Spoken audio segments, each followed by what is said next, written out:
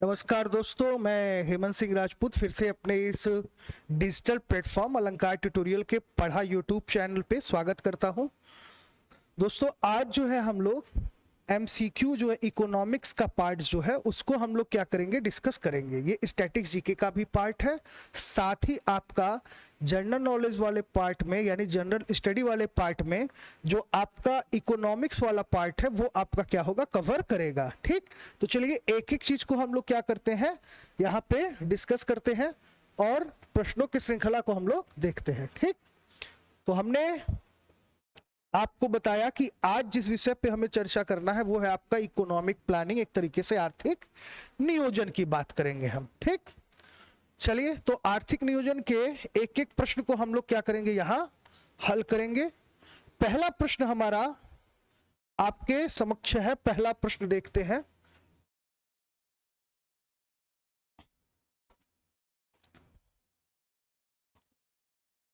चलिए पहला प्रश्न है कि भारत में, यहां देखिए, भारत में आर्थिक नियोजन का स्वरूप है। तो ऑप्शन ए कह रहा है आपका विकेंद्रीकृत है, दो कह रहा है कि समाजवादी और पूंजीवादी है, तीसरा निर्देशात्मक है और चौथा है सभी। तो पहले तो ये जान लें कि हमारा जो भारतीय अर्थव्यवस्था है वो हमारा क्या है बेटा, एक तरीके से मिश्रित अर्थव्यवस्था है। मिश्रित अर्थव्यवस्था का मतलब होता है जहां पे जो है आपका सार्वजनिक क्षेत्र, ठीक, कौन सा, सार्वजनिक क्षेत्र, और यहां पे एक तरीके से कह सकते हैं हम लोग आपका प्राइवेट क्षेत्र, जहां पे सहकारी और प्राइवेट क्षेत्र दोनों ही मिलकर काम करते हैं, उसी को कहा जाता है मिश्रित अर्थव्यवस्था। जब भारत स्वतंत्र हुआ तो उस समय यहाँ का जो आर्थिक जो ग्राफ था वो काफी नीचे था। तो यहाँ के जो प्रधानमंत्री थे पंडित जवाहरलाल नेहरू ने भारत के लिए मिश्रित अर्थव्यवस्था का क्या किया, प्रावधान किया कि हम मिश्रित अर्थव्यवस्था को एडॉप्ट करेंगे। मिश्रित अर्थव्यवस्था में अगर हम गवर्नमेंट सेक्टर की बात करें तो इसका 51% क्या होता है, भागीदारी होता है, और अगर हम प्राइवेट सेक्टर की बात करें तो 49% क्या होता है, भागीदारी होता है। तो मिश्रित अर्थव्यवस्था में विकेंद्रीकृत भी आ जाता है, समाजवादी और पूंजीवादी भी आ जाता है, निर्देशात्मक भी आ जाता है, यानी आपका जो राइट ऑप्शन हो जाएगा वो क्या हो जाएगा, इनमें से सभी। ठीक, तो प्रश्न है भारत में नियोजन का स्वरूप कैसा है, तो विकेंद्रीकृत भी है, निर्देशात्मक भी है, समाजवादी है और पूंजीवादी भी है। दूसरे प्रश्न की बात करते हैं। दूसरा प्रश्न है भारत में आर्थिक नियोजन के प्रमुख उद्देश्य रहे हैं। क्या कह रहा है कि भारत में आर्थिक नियोजन के प्रमुख उद्देश्य रहे हैं, तो क्या रहा है, आर्थिक समृद्धि एवं आत्मनिर्भरता रहा है, या पूर्ण रोजगार के साथ आर्थिक असमानताओं में कमी रहा है, गरीबी उन्मूलन तथा आधुनिकीकरण रहा है। तो आर्थिक समृद्धि और आत्मनिर्भरता भी है हमारे भारतीय अर्थव्यवस्था का उद्देश्य, साथ में आपका पूर्ण रोजगार के साथ आर्थिक असमानताओं में कमी ये भी है, गरीबी उन्मूलन तथा आधुनिकीकरण ये भी हमारी अर्थव्यवस्था का क्या है, उद्देश्य है। तो राइट ऑप्शन आपका हो जाएगा क्या, ऑप्शन नंबर डी, उपयुक्त सभी। दोनों ही प्रश्न में उपयुक्त सभी, ऑप्शन डी जो होगा वो आपका क्या होगा, राइट आंसर होगा। तीसरे प्रश्न की तरफ चलते हैं और तीसरे प्रश्न पे हम लोग क्या करते हैं, चर्चा करते हैं। तो प्रश्न संख्या 3 को देखते हैं हम लोग। प्रश्न संख्या 3 है आपका कि भारत में योजना से संबंधित सबसे पहला विचार प्रस्तुत करने का श्रेय किसे जाता है। तो ऑप्शन है आपका जवाहरलाल नेहरू, मुंबई के उद्योगपतियों को, उसके बाद एम विश्वेश्वरैया और श्रीमन नारायण को। ये ऑप्शन नंबर 3, क्वेश्चन नंबर 3 की बात कर रहे हैं। भारत में योजना से संबंधित सबसे पहला विचार प्रस्तुत करने का श्रेय जो है जाता है एम विश्वेश्वरैया को। किसको जाता है, एम विश्वेश्वरैया ने ही क्या किया था, योजना का पहला स्वरूप क्या किया था, प्रस्तुत किया था। प्रश्न संख्या 4 को देखते हैं। अब चलिए बिना समय गवाए प्रश्न संख्या 4 को देखते हैं। भारतीय योजना निर्माण के उद्देश्य क्या है, भारतीय योजना निर्माण के उद्देश्य क्या है। पहला है राष्ट्रीय आय में वृद्धि। हाँ, भारतीय योजना का उद्देश्य ये सही है, हम राष्ट्रीय आय में वृद्धि करना चाहते हैं, कोई भी कंट्री है, कोई भी देश है भाई, वो अपने नेशनल इनकम में क्या करना चाहेगा, ग्रोथ करना चाहेगा। साथ ही आय और संपत्ति में असमानताओं को घटाना, ये भी सही है। निर्धनता निर्मूलन, यानी तीनों ही ऑप्शन आपके सही हैं, तो हमारा जो राइट आंसर हो जाएगा वो हो जाएगा इनमें से सभी। ठीक, ये सारी चीजें आपके भारतीय योजना निर्माण के उद्देश्य हैं। प्रश्न संख्या 5 को देखते हैं हम। भारत में योजना की अवधारणा कब स्वीकार की गई? तो भारत में योजना आयोग का गठन अगर देखा जाए तो 1950 में हुआ। कब हुआ बेटा? अगर हम गठन की बात करें तो हमारा आ जाता है क्या 1950, 1950 आ जाता है। लेकिन अगर हम बोल रहे हैं भारत में योजना की अवधारणा कब स्वीकार की गई, लागू की गई, तो ये आपका राइट आंसर क्या हो जाएगा, 1950 ही हो जाएगा। और 51 में इसको क्या किया गया था? अगर 51 की बात करें तो 51 में इसको क्या किया गया था, लागू किया गया था। तो 50 में गठन हुआ था और 51 में क्या हुआ था, लागू किया गया था। दोनों ही ऑप्शन को आप अच्छे से याद कर लीजिए। इस प्रश्न का, प्रश्न संख्या 5 का जो राइट आंसर है हमारा कौन सा हो जाएगा, बी हो जाएगा, 1950 हो जाएगा। चलिए अगले प्रश्न की तरफ चलते हैं और प्रश्न संख्या 6 को देखते हैं। प्रश्न संख्या 6 हमारा है कि निम्नलिखित में से कौन सा एक संविधानेतर संस्था है? क्या है? संविधानेतर संस्था है। तो यहां पे है वित्त आयोग, ये भी एक क्या है, संविधानेतर संस्था है। अंतरजातीय परिषद की बात करें तो ये भी है। निर्वाचन आयोग भी है, इसका भी संविधान में वर्णन किया गया है। और नीति आयोग की भी बात करें, नेशनल इंस्टीट्यूशन ऑफ, ये आपका जो है नीति आयोग, ठीक, नीति आयोग, ये भी, इसको भी क्या किया जाता है, शामिल किया जाता है। तो निम्नलिखित में से कौन सा संविधानोत्तर संस्था है? तो संविधानोत्तर संस्था की अगर हम बात करें तो इसमें आपका राइट आंसर जो होगा बेटा वो हो जाएगा आपका option number D, NITI Aayog. ये आपका क्या है, राइट आंसर है। चलिए 7वें प्रश्न की तरफ चलते हैं। आर्थिक आयोजन एक अनिवार्य अभिलक्षण है, तो मिश्रित अर्थव्यवस्था का है, या फिर है आपका समाजवादी अर्थव्यवस्था का है, या आपका क्या है, द्वित अर्थव्यवस्था का है, या पूंजीवादी अर्थव्यवस्था का है? आर्थिक योजन एक अनिवार्य अभिलक्षण है, तो किसका है, समाजवादी अर्थव्यवस्था का। किसका? समाजवादी अर्थव्यवस्था का क्या है, अनिवार्य अभिलक्षण है। चलिए प्रश्न संख्या 8 को देखते हैं। भारत सरकार ने नीति आयोग की स्थापना निम्नलिखित में से किसका स्थान लेने के लिए किया है? तो मानवाधिकार आयोग नहीं, वित्त आयोग नहीं, विविध आयोग नहीं, हमारा राइट आंसर हो जाएगा योजना आयोग। योजना आयोग के अंतर्गत ही पंचवर्षीय योजनाएं चलाई जा रही थी, और पंचवर्षीय योजनाओं को जब आपके नरेंद्र मोदी जी आपका कब 2014 की बात करें तो वहां पर इन्होंने इस संस्था की जगह रिप्लेस किया था किसको, आपको नीति आयोग को। किसको? नीति आयोग को, नेशनल इंस्टीट्यूशन ट्रांसफॉर्मिंग इंडिया। क्या? National institution transforming India. इसको इन्होंने क्या किया था, एक तरीके से स्थान लेने के लिए, इसका स्थान लेने के लिए किया था। तो ऑप्शन सी हमारा जो है वो क्या हो जाएगा, राइट आंसर हो जाएगा। चलिए प्रश्न संख्या 9 की तरफ चलते हैं। प्रश्न संख्या 9 देखते हैं हम लोग कि प्रश्न संख्या 9 क्या है। 9 प्रश्न संख्या कह रहा है कि पूर्ववर्ती योजना आयोगों की आर्थिक मंत्रिमंडल किसने बताया था? पूर्ववर्ती योजना आयोग, प्रश्न क्या है, पूर्ववर्ती योजना आयोग को आर्थिक मंत्रिमंडल किसने बनाया था? तो पीवी अग्रवाल नहीं, बिल्कुल नहीं। डीआर गाडगिल ये भी नहीं है, के संस्थानम ये भी नहीं है। अशोक चंद्रा हमारा क्या हो जाएगा यहाँ पे, राइट आंसर हो जाएगा। यानी प्रश्न संख्या 9 की अगर बात करें तो प्रश्न संख्या 9 का जो राइट आंसर है वो है आपका क्या, ऑप्शन नंबर बी, यानी अशोक चंद्रा। चलिए अगले प्रश्न की तरफ चलते हैं। आज हम लोग इसमें आर्थिक नियोजन से रिलेटेड कुल 25 प्रश्नों की श्रृंखला को क्या करेंगे, हम लोग पहले वीडियो में हल करेंगे, और इससे लगभग हम आपको 100 से अधिक प्रश्नों को क्या करेंगे, बताएंगे, ताकि यहां से आपका बहुत सारा चीज जो है एक करेंट और जनरल स्टडी के अकॉर्डिंग क्या हो जाए, प्रिपरेशन हो जाए, उसकी तैयारी हो जाए। प्रश्न संख्या 10 की तरफ बढ़ते हैं। आपका पूर्ववर्ती योजना आयोग का गठन देखा जाए तो पूर्ववर्ती योजना आयोग का गठन निम्नलिखित में से किसकी अनुशंसा से हुआ था? पूर्ववर्ती योजना आयोग का गठन निम्नलिखित में से किसकी अनुशंसा से हुआ था? पहला है आपका राष्ट्रीय योजना समिति, नहीं, बिल्कुल राष्ट्रीय योजना समिति के अंतर्गत नहीं हुआ था। गोरेवाला समिति की बात करें तो ये किसी और चीज से संबंधित थी। संविधान सभा का यहाँ पे कोई जिक्र ही नहीं है। तो मैं भी योजना सलाहकार बोर्ड, प्रश्न को समझिए, पूर्ववर्ती योजना आयोग का गठन निम्नलिखित में से किसकी अनुशंसा पे किया गया? तो योजना आयोग की बात कर रहे हैं तो यहाँ पे योजना सलाहकार बोर्ड के द्वारा इसका क्या किया गया था? गठन किया गया था। समझ में आया? चलिए प्रश्न संख्या 11 को देखते हैं।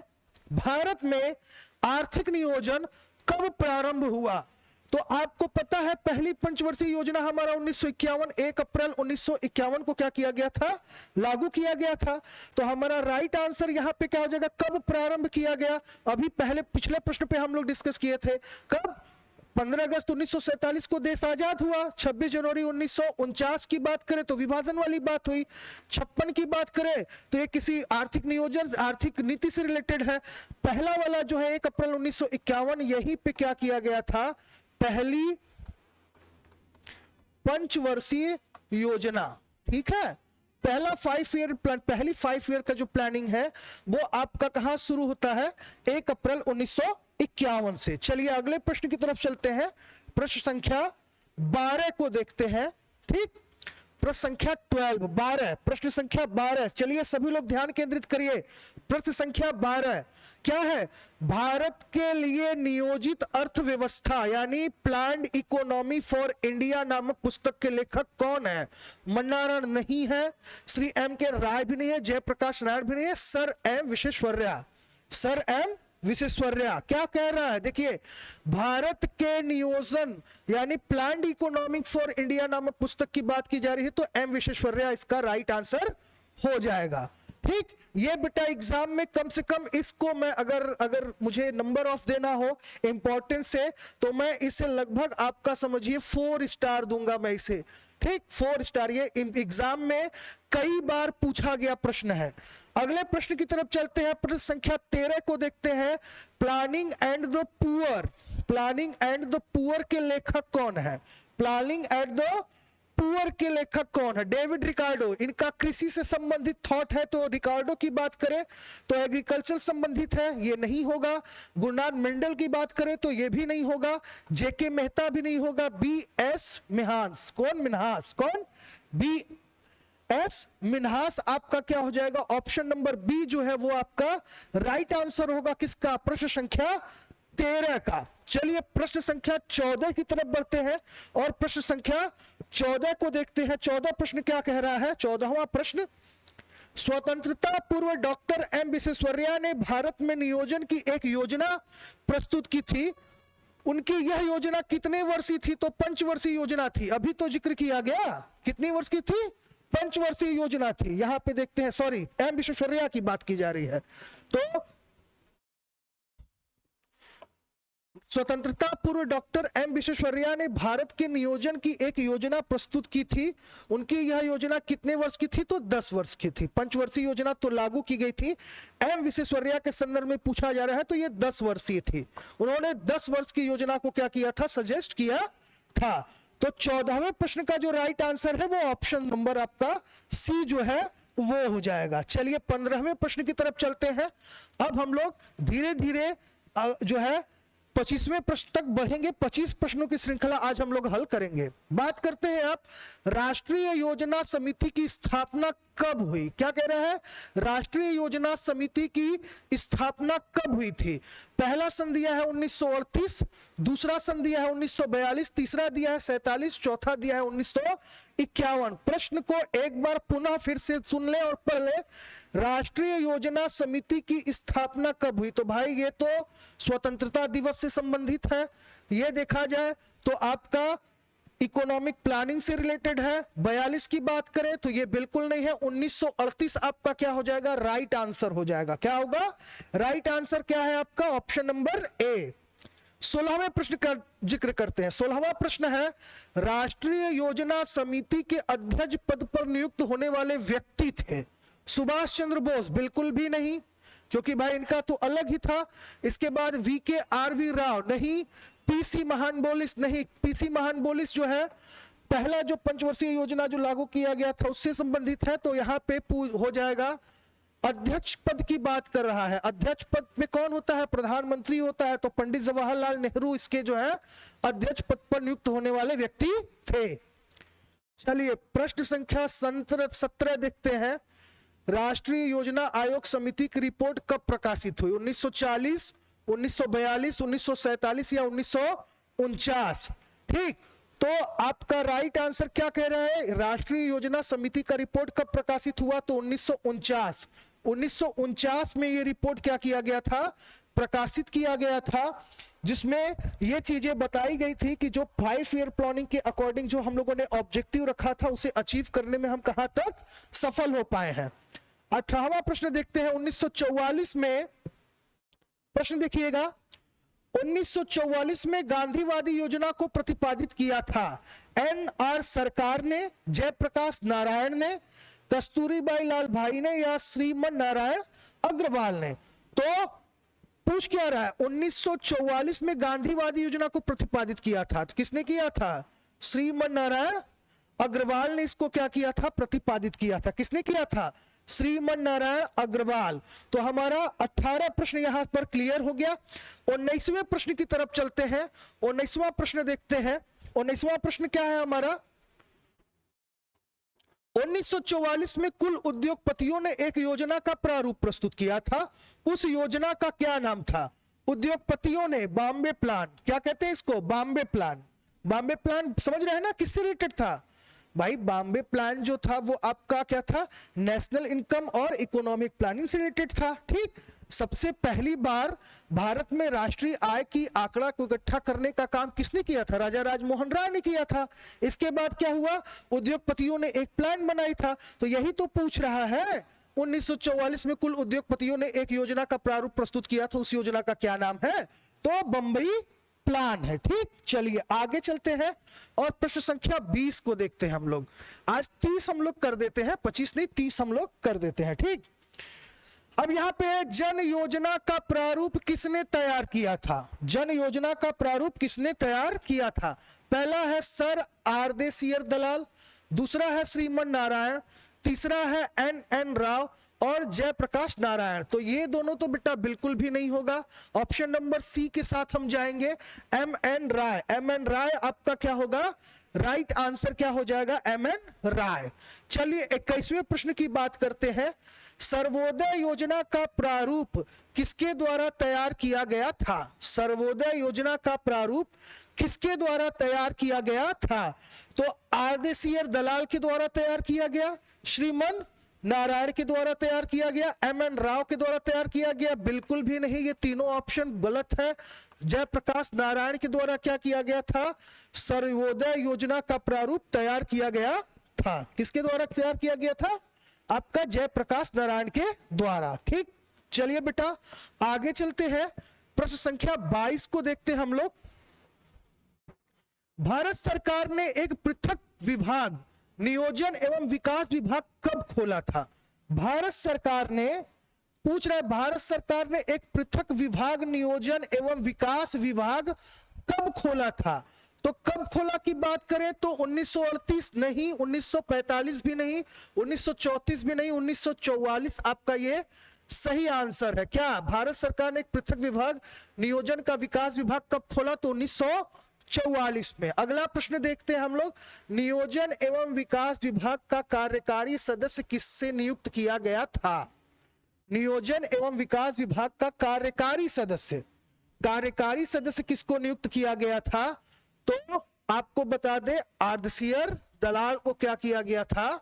यह सदस्य नियुक्त किया गया था।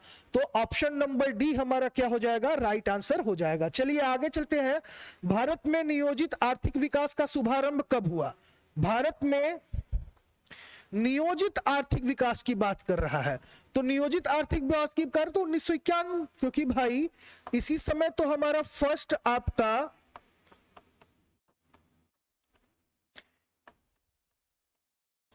फाइव ईयर प्लान लॉन्च किया गया 1 अप्रैल 1951 से 56 तक। ठीक, तो यहाँ राइट ऑप्शन आपका जो 24वां प्रश्न है, इसका राइट ऑप्शन जो है वो ऑप्शन नंबर डी हो जाएगा। ठीक, चलिए प्रश्न संख्या 25 को देखते हैं। प्रश्न संख्या 25 क्या कह रहा है?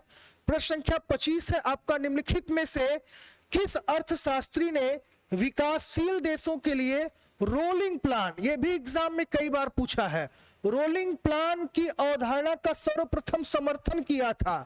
तो पॉल एनसेम्बलिशन नहीं, एच एल एचेंडिस की बात करें तो एग्रीकल्चर से रिलेटेड है, जे के मेहता बिल्कुल भी नहीं, गुरनाल मेंडल आपका राइट आंसर है। निम्न में से किस अर्थशास्त्री ने विकासशील देशों के लिए रोलिंग प्लान की अवधारणा का सर्वप्रथम समर्थन किया? तो गुरनाल मेंडल ने इसका सबसे पहले क्या किया था? समर्थन किया था। प्रश्न संख्या 26 की बात करते हैं। आर्थिक नियोजन विषय है, संघ सूची का, राज्य सूची का, समवर्ती सूची का या किसी विशेष सूची में उल्लिखित नहीं है।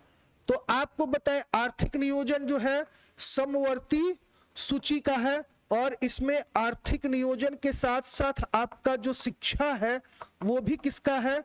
समवर्तीय सूची के अंतर्गत क्या किया जाता है? इसको सम्मिलित किया जाता है। प्रश्न संख्या 27 को देखते हैं हम लोग, क्या है? योजना आयोग, योजना आयोग द्वारा कब तक कितनी पंचवर्षीय योजना बनाई गई? अब तक की बात की रही है, तो मुझे लग रहा है अब तक 12 पंचवर्षीय योजनाएं हुई थी। कितनी हुई थी? 12।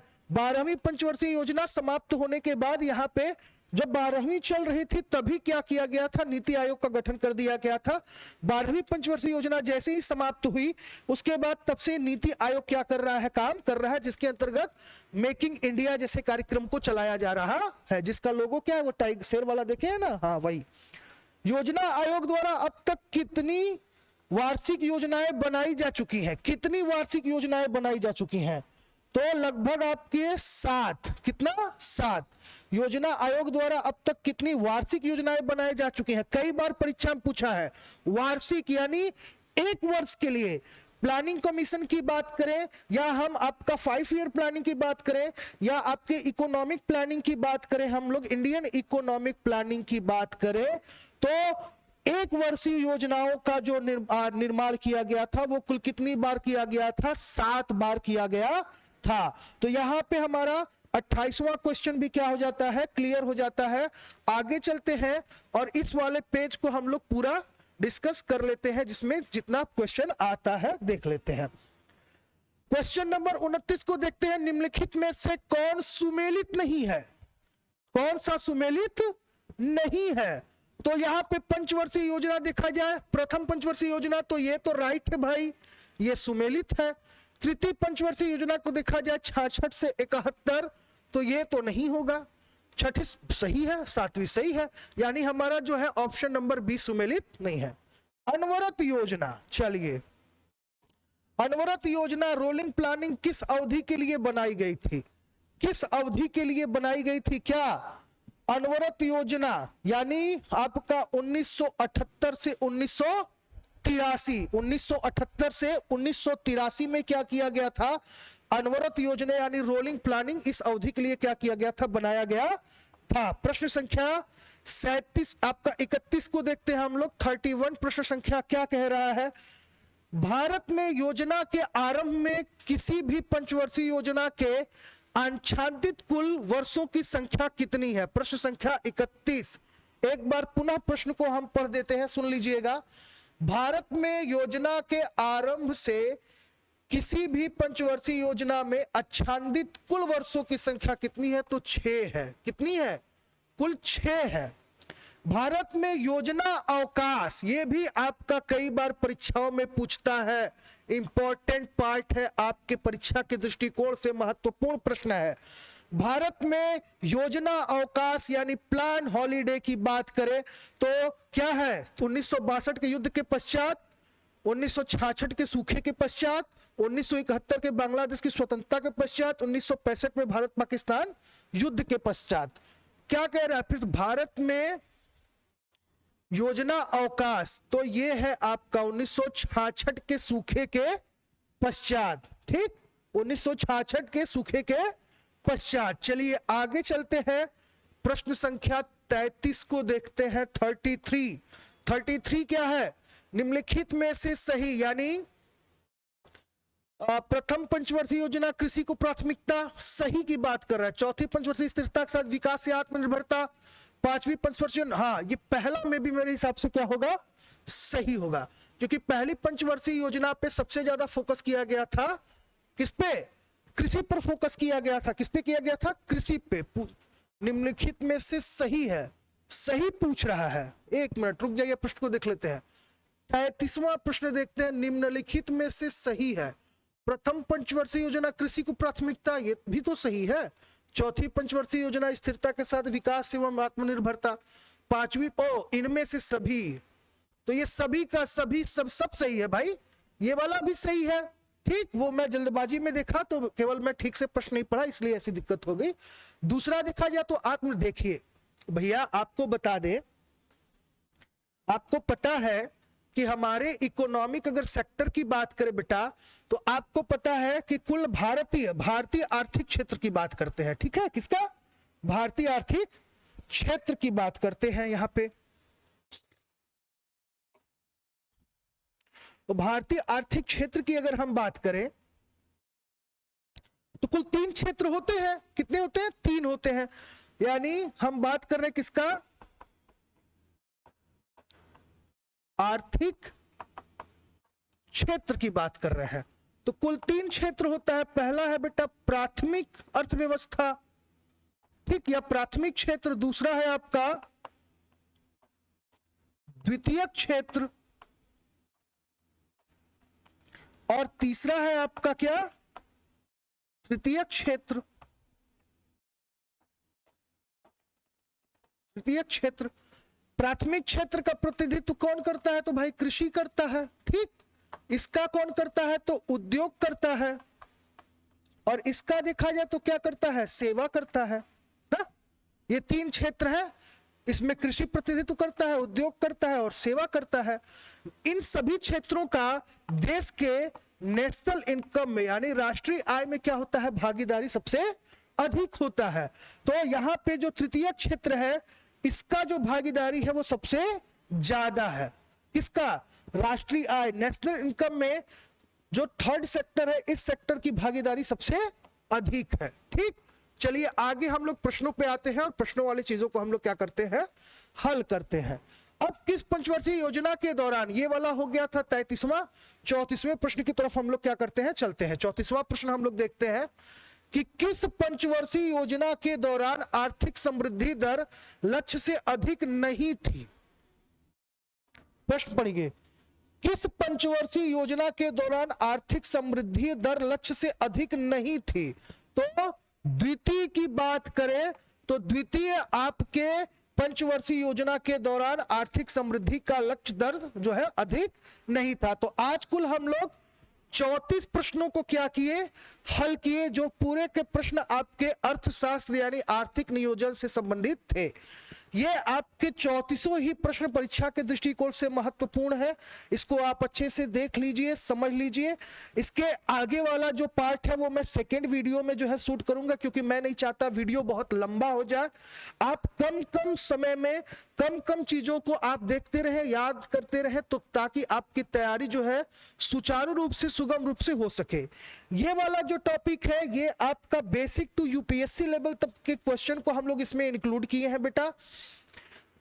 यानी आपका यूपीपी परीक्षा से लेकर एसएससी जीडी की परीक्षा से लेकर एसएससी सीजीएल और पीसीएस तक की परीक्षाओं में यहां से प्रश्न पूछा जाता है। आर्थिक नियोजन आपका एक बहुत ही बढ़िया टॉपिक है। इसमें हम लोगों ने अलग अलग प्रकार के प्रश्नों को क्या किया, देखा। ठीक, तो आप वीडियो के साथ बेटा बने रहिए, हमारे पढ़ा यूट्यूब चैनल के साथ आप बने रहिए। आपको यहां से ऐसे ही इंपॉर्टेंट चीजें प्रोवाइड की जाएंगी जहां से कि आप अपनी परीक्षा की तैयारी बहुत ही सरल और सुगम तरीके से कर सकें। ठीक, इसी आशा और उम्मीद के साथ आप सबसे विदा लेते हैं। जय हिंद, जय भारत।